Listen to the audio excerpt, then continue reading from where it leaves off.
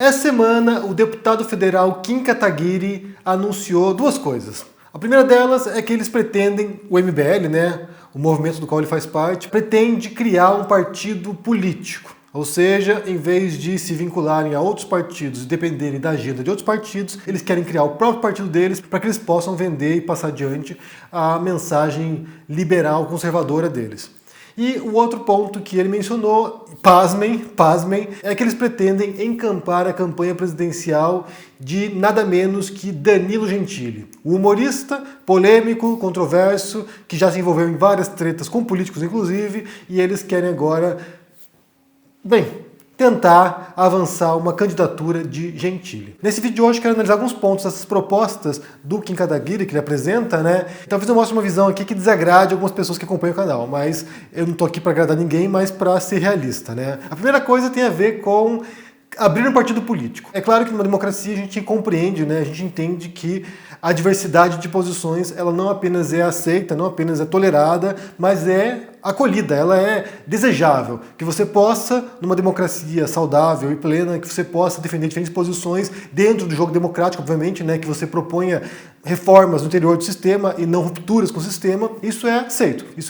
Isso é o que se espera numa democracia. Que diferentes vozes tenham participação e que elas possam também participar do jogo político-eleitoral. Ou seja, se você defende uma agenda liberal, uma agenda progressista, uma agenda conservadora, uma agenda inclusive socialista, desde que respeite as regras do jogo, você pode participar, você pode se candidatar, você pode ser eleito e defender suas ideias no Congresso ou no Executivo. Então isso faz parte da democracia. É isso que se espera de uma democracia. Portanto, se o MBL conseguir as assinaturas necessárias para se tornar um partido, que são muitas assinaturas, mas se eles conseguirem isso, estão dentro da regra do jogo.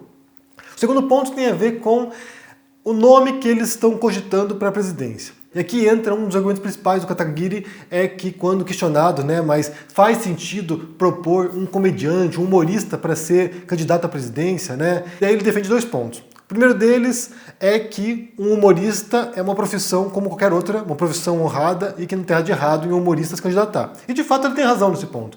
Alguém ser humorista não é nenhum, não é nenhum desabono para alguém se tornar um candidato à presidência ou qualquer outro cargo eleitoral. Um humorista é alguém como um ator, como um apresentador de TV, como um jornalista, ou seja, alguém que trabalha com a mídia, faz piada, faz as pessoas rirem, mas é uma profissão, um trabalho. Então, consigo imaginar grandes humoristas no mundo aí que poderiam ser candidatos à presidência ou candidatos a cargos eletivos e que seriam, aceitáveis.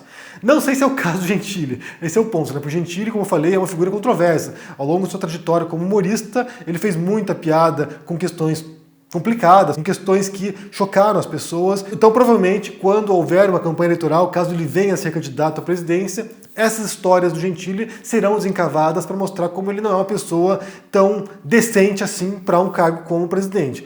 Então pode ser que isso venha a prejudicar na eleição, possa vir a prejudicar na campanha eleitoral do Gentili. Essas histórias do passado, que sempre são resgatadas. Isso faz parte, inclusive, do processo de campanha eleitoral, quando a oposição desencava histórias de um candidato de modo a jogar areia na campanha, de modo a prejudicá-lo. Então isso sempre acontece, isso é um jogo sujo da campanha eleitoral, mas virá à tona. Histórias do Gentili serão trazidas de volta e ele será prejudicado por isso, suponho, E outro ponto defendido pelo Kataguiri é que atualmente o maior estadista do planeta, o mais respeitado do planeta, é um humorista, que é o Zelensky, presidente da Ucrânia, um país em guerra, invadido pela Rússia, e aí, segundo Kataguiri, ele é o mais respeitado chefe de Estado do planeta. Aí é um pouco complicado defender essa posição, Porque, embora ele seja respeitado pela defesa do país dele, Por estar lá em solo ucraniano defendendo o país contra a invasão russa, se ele é mais respeitado no mundo ou não, é difícil dizer. Eu não sei até que ponto que a gente poderia afirmar isso de maneira categórica. Certamente ele é respeitado pela posição dele, como eu falei. Sendo que isso não é bem um argumento, em defesa de um candidato ou em defesa de um político. Dois pontos. O primeiro deles é legítimo. Um humorista é uma pessoa, como um profissional qualquer, que pode participar do jogo eleitoral e pode participar de fato, não há nada que impeça. Basta pensar no Tiririca, eleito no Brasil. Então pode participar, nada de errado. Mas, por outro lado, o segundo argumento ali é um pouco mais complicado porque não quer dizer nada também. E aí entra um outro ponto também que vale mencionar. Eu falei muito sobre isso durante a campanha do Ciro Gomes, Porque um grande obstáculo, vamos supor que realmente aconteça isso, né? MBL consegue criar um partido, vai lá, põe Danilo Gentili como candidato à presidência e vão concorrer à disputa eleitoral de 2026. Vamos supor aqui que isso dê certo do modo como eles planejam. Daí eles vão encontrar o grande obstáculo que é o voto. Como eles vão conquistar o voto desse eleitor que não sabe como o Gentili seria como político. Não tem nenhum cargo eleitoral anterior, não foi deputado, não foi senador, não foi nada na política. Como esse humorista vai ocupar agora esse espaço na política? E aí eles vão ter que convencer as pessoas que ele é competente. E, por outro lado, entra num outro obstáculo que é a divisão de votos no Brasil, né? A divisão da ideologia política brasileira. Já falei muito sobre isso aqui, mencionando uma obra chamada Don't Think of an Elephant, que é do linguista e cientista cognitivo George Lakoff, que ele menciona que basicamente no mundo democrático, né, há uma divisão entre 3 grupos principais. São 3 fatias quase iguais entre conservadores, entre progressistas e entre uma fatia indefinida. Ou seja, você tem de um lado ali quem é majoritariamente conservador e vota em candidatos conservadores, ou seja, direita, de um lado. Do outro lado você tem os progressistas que votam em chapas, em candidatos, em partidos primordialmente de esquerda. No meio você tem uma fatia de pessoas que oscilam. Elas são meio conservadoras em alguns aspectos, são meio progressistas em outros, e elas tendem a oscilar ao longo das eleições de acordo com os candidatos. Ou seja, tem um candidato mais convincente na esquerda, votam para a esquerda, tem um candidato mais convincente na direita, votam para a direita. E eles vão oscilando ao longo das eleições. Quando eu falei do Ciro Gomes aqui, eu mencionei como ele tinha um grande desafio, porque o Ciro Gomes, tradicionalmente, ele estava associado à esquerda política. Num partido como o PDT, partido do Brizola, ou seja, era alguém que tinha uma imagem, né, construída de que era talvez um candidato progressista. E ele passa a atacar o Lula. Quando aconteceu isso, e eu falei aqui no canal, e eu fui muito criticado pelos ciristas, quando ele passou a atacar o Lula, eu disse o seguinte: o Ciro Gomes está num terreno muito complicado, porque ele está atacando o maior candidato da esquerda brasileira, atacando o maior partido de esquerda no país, e esse partido tem, historicamente, em torno de 26% dos votos no Brasil, isso ao longo de muitas eleições. Então, sim, ele está atacando uma fatia importante do eleitorado brasileiro e uma fatia crucial da esquerda brasileira. O que ele precisaria fazer para conquistar os votos do eleitorado brasileiro seria, de algum modo, sabe-se lá como, conquistar uma parte dos votos da direita, ou seja, esse eleitor aí intermediário, que oscila entre esquerda e direita, ele teria que conquistar essa fatia central de modo a se tornar um candidato viável e poder ir para o segundo turno contra o Lula, contra o Bolsonaro, quem quer que seja que estivesse na disputa. E isso seria muito difícil, porque associado à esquerda, eleitores da direita dificilmente migrariam para o Ciro Gomes. E foi o que aconteceu. Na verdade, a gente viu aqui o Ciro Gomes desintegrando ao longo da campanha eleitoral. Ele passou de 11% de intenção de voto para 3% no resultado final. Ele se desintegrou. O Ciro Gomes morreu politicamente e eu acho que ele não volta mais como candidato. Não sei, realmente é difícil prever também o futuro, mas eu acho que para o Ciro Gomes, de fato, acabou. Então o Gentili tem um desafio semelhante, porque o Gentili está à direita, liberal, né, clássico, entre aspas aqui, como ele se definiria, um liberal clássico, mas um liberal conservador dentro do perfil dos moldes do MBL, e ele ocupa o espaço à direita. Essa direita, atualmente, ela está, em grande parte, associada ao bolsonarismo. Mesmo se o Bolsonaro não se candidatar, mesmo se o Bolsonaro for preso, mesmo se o Bolsonaro, sabe, deixar de participar da política, você tem uma direita dura agora, uma direita consolidada, cristalizada, que está alinhada a ideais muito radicais, muito extremistas e que vai continuar votando em candidatos semelhantes ao Bolsonaro. Então vamos supor que o Bolsonaro caia e venha um candidato militar, por exemplo, venha um candidato na esteira do bolsonarismo, esse candidato vai ter em torno de 20 e poucos por cento. Então, assim, você tem nesse jogo eleitoral brasileiro 20 e poucos por cento com o PT, historicamente isso, 20 e poucos por cento com o PT, e agora em torno de uns 20%, 20 e poucos por cento com o bolsonarismo, com essa direita populista brasileira. Então, resta ali um intervalo central que vai ser dividido entre candidatos de esquerda, candidatos clássicos também da esquerda, né? Talvez aí um PSOL, talvez o PDT mesmo, né? Reocupando espaço à esquerda, e por outro lado você tem o centro-direita também fragmentado entre outros partidos. O Gentili entraria nessa disputa. A direita brasileira, fragmentada, tentando ocupar espaço nessa disputa. Para isso ele teria que disputar votos de direitistas, dos mais distintos partidos, e disputar votos também de uma fatia da esquerda. E aí entra o maior obstáculo de todos do MBL, porque assim, uma pessoa de esquerda no Brasil conhece o MBL, sabe o que representa. Eu acho que muita gente da esquerda prefere ser crucificado do que votar no MBL.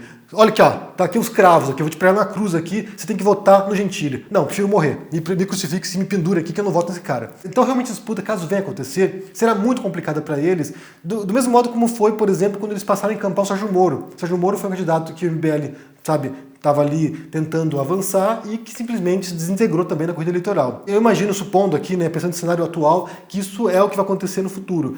Gentili, candidato, talvez 4, 5% de intenção de votos iniciais e depois ele vai derreter, desintegrar, desaparecer. Porque não tem espaço nesse jogo político atualmente para que surja um candidato intermediário. Talvez Simone Tebet. Simone Tebet pode ser alguém que venha crescendo no futuro. Talvez, não sei. Eu acho que o brasileiro está muito aberto a aventuras nesse sentido agora, como um tiririca. Não acho. Talvez. Eu posso estar errado. Mas, de qualquer maneira, vale ressaltar também um outro ponto importante que tem a ver com a ideologia do MBL. A gente não pode esquecer que eles são ou operaram como uma linha auxiliar do bolsonarismo. O MBL ele surge antes do movimento do Bolsonaro, né? Eles se fortalecem, eles ocupam o debate público a partir do impeachment da Dilma. E é um ponto curioso porque eles monopolizaram essa pauta do impeachment, né? Embora houvesse vários grupos de direita se opondo a Dilma, querendo impeachment, o MBL conseguiu simplesmente apagar, né? Liquidar esses outros grupos e centralizar a narrativa do impeachment em torno deles. Então eles ocupam esse espaço e já vêm com força ao longo desse período monopolizando o debate nessa direita liberal.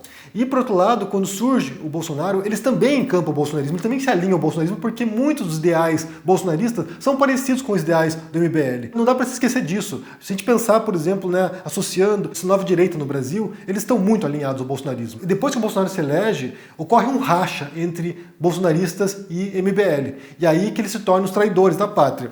Eu quero ler aqui um tweet. Esse aqui foi um tweet compartilhado pelo Kim Kataguiri e que é uma publicação do Alan dos Santos. O Alan dos Santos é aquele jornalista bolsonarista, né, que está foragido nos Estados Unidos.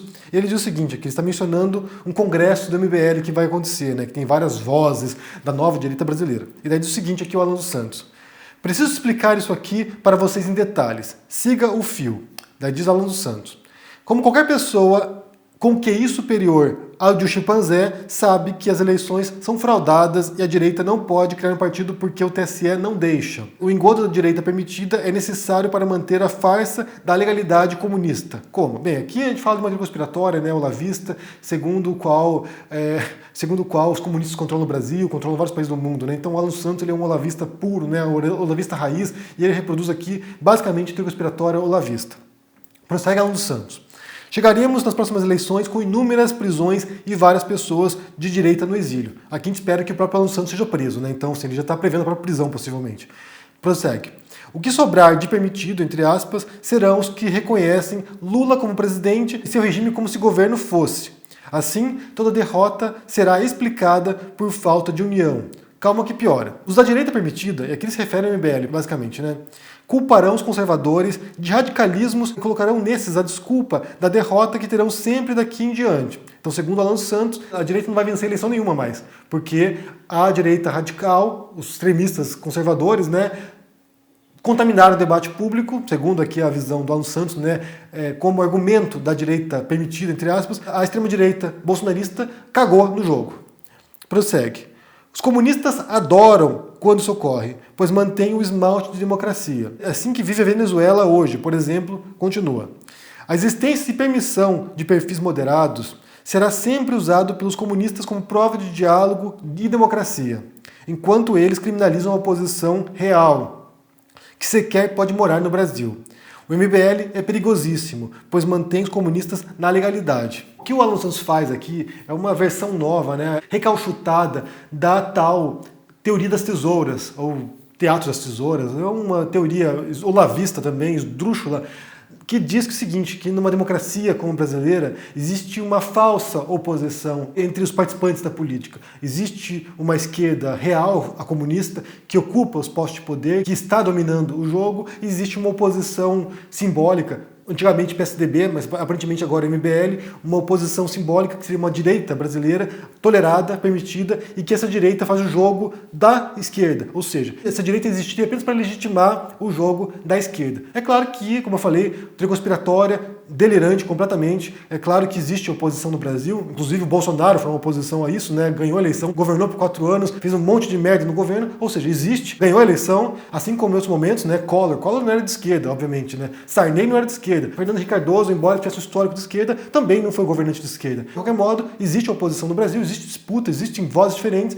É claro que, como eu falei, não tolera vozes extremistas, antidemocráticas, que propõem ruptura, que propõem golpe de Estado, como é o caso do Alan Santos, Olavo de Carvalho Carvalho e outras figuras da direita brasileira, Bolsonaro também. Agora, a narrativa a ser utilizada pela extrema-direita é de que o MBL, na verdade, é uma direita que a esquerda gosta, que permite, porque legitima a esquerda brasileira. Isso é uma bobagem completa, né? Enfim, só para concluir esse vídeo aqui, o fato de o MBL querer agora se tornar um partido e propor a candidatura do Gentili não quer dizer muita coisa. Eles podem conseguir se tornar partido, podem conseguir encampar uma candidatura do Gentili e não vai ganhar, ou vai ter muita dificuldade de ganhar uma eleição porque realmente os votos aí já estão muito consolidados. A esquerda brasileira é muito cristalizada em torno do PT, alguns partidos satélites do PT, e por outro lado a direita brasileira também está muito concentrada agora no bolsonarismo, e isso não vai mudar, até onde eu perceba, nos próximos anos. Então sim, a disputa central aqui, né, esse miolo central aqui, está fragmentado entre diferentes candidatos, muitos deles de esquerda, alguns de direita também, e o Gentili vai ter que driblar essa turma aí para conseguir algum tipo de visibilidade. Acho difícil. É uma candidatura simbólica, basicamente, para que o MBL, sabe, finque estaque e mostre que existe, mas na prática mesmo, acho que tem pouco impacto ou pouca ameaça numa eleição futura. Mas me diga o que você pensa aí no comentário, quero saber o que você pensa sobre esse assunto. MBL querendo ser partido e Gentili querendo ser presidente. O que você acha disso? Põe no comentário aqui embaixo, deixa o joinha, se inscreva aqui no canal, se torne um membro ou um apoiador para dar uma força, e também confira o meu Clube do Livro Filosófico, todos os meses, 2 encontros por mês para lermos filosofia ou literatura com teor filosófico. Mês que vem vamos ler Senhor das Moscas, um livro clássico do William Golding, um livro bem pesado. Quero ver com vocês aqui como a gente vai debater essa história. Vai lá, link na descrição, espero você por lá e a gente se fala. Um abração e até mais. Tchau! Fala, turma do canal do Henry Bugalho, esse meu super amigo. Eu tenho um convite para fazer para vocês. No nosso encontro Mapa da Mina de 2022, eu previ que se o dólar caísse e viesse abaixo de 4,80, isso seria uma oportunidade de compra. Ele deveria passar o ano inteiro em níveis altos, até acima de R$5. Muita gente achava o contrário, achava que ia continuar caindo toda a vida. Pois bem, mais uma vez a gente acertou. Todo ano a gente tem acertado bastante nesse encontro Mapa da Mina. E esse ano de 2023 ele vai acontecer no dia 26 de janeiro, às 8 horas da noite, no horário de Brasília. Se você quiser participar gratuitamente, é um encontro que não tem replay. É só você clicar no link aqui em cima ou aqui embaixo. Vai lá e se inscreve. Ajuda os seus investimentos e também a você planejar os seus negócios ao longo desse ano. O cenário está muito difícil, mas se a gente se ajudar, fica um pouco mais fácil. Um abraço.